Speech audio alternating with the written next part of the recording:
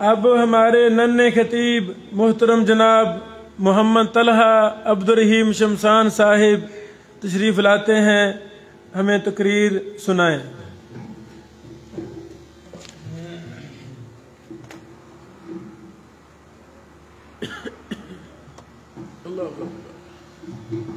بیٹا اونچا کر دو، اونچا کر دو۔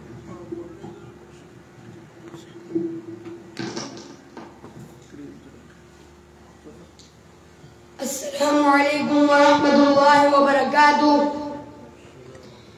نحمده ونصلي على رسوله الكريم، اما بعد فاعوذ باللہ من الشیطان الرجیم، بسم اللہ الرحمن الرحیم۔ قال تعالی ان الصلاة تنہى عن الفحشاء والمنکر، قال رسول اللہ صلی اللہ علیہ وسلم مفتاح الجنت الصلاة۔ یہ ایک سجدہ جسے تو گراں سمجھتا ہے، یہ ایک سجدہ جسے تو گراں سمجھتا ہے، ہزار سجدوں سے دیتا ہے آدمی کو نجات۔ سامعین محترم، ہر قوم کا ایک امتیازی نشان ہوتا ہے جس سے اس کی پہچان ہوتی ہے۔ اسلام کا امتیازی نشان نماز ہے۔ نماز اسلام کا دوسرا اہم رکن ہے۔ یہ اتنا اہم رکن ہے جو کسی بھی حالت میں معاف نہیں۔ اسلام میں نماز کے متعلق سخت تاکید آئی ہے۔ ہمارے نبی صلی اللہ علیہ وسلم کا فرمان ہے کہ نماز میری آنکھوں کی ٹھنڈک ہے، نماز دین کا ستون ہے، نماز مومن کی معراج ہے، نماز قرب الہی کا بہترین ذریعہ ہے۔ قیامت والے دن اعمال میں سب سے پہلے نماز کے متعلق سوال ہوگا۔ ہمارے نبی صلی اللہ علیہ وسلم نے وقت پر نماز ادا کرنے کو افضل عمل قرار دیا ہے۔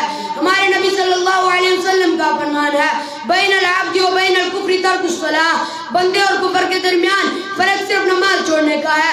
حضرات، آج ہم اس عمل سے کس کا دور ہیں؟ ہمارے پاس فلمیں دیکھنے کے لیے تو بہت وقت ہے، فضول کاموں کے لیے تو بہت ٹائم ہے، سیر و سیاحت کے لیے تو بڑی فرصت ہے۔ اگر ہمارے پاس وقت نہیں ہے تو نماز کے لیے ٹائم نہیں ہے، تو اللہ سے انقلاب ہونے کے لیے فرصت نہیں ہے، تو اللہ کے حضور جھکنے کے لیے جانتے ہو کہ نماز کون نہیں پڑھتے؟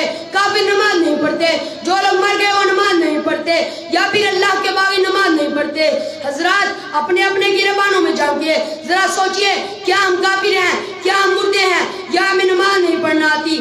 دوستو، آئیے عزم کریں کہ آج کے بعد ہم کبھی نماز نہیں چھوڑیں گے، اس لیے کہ نماز ہمارے نبی صلی اللہ علیہ وسلم کی آنکھوں کی ٹھنڈک ہے۔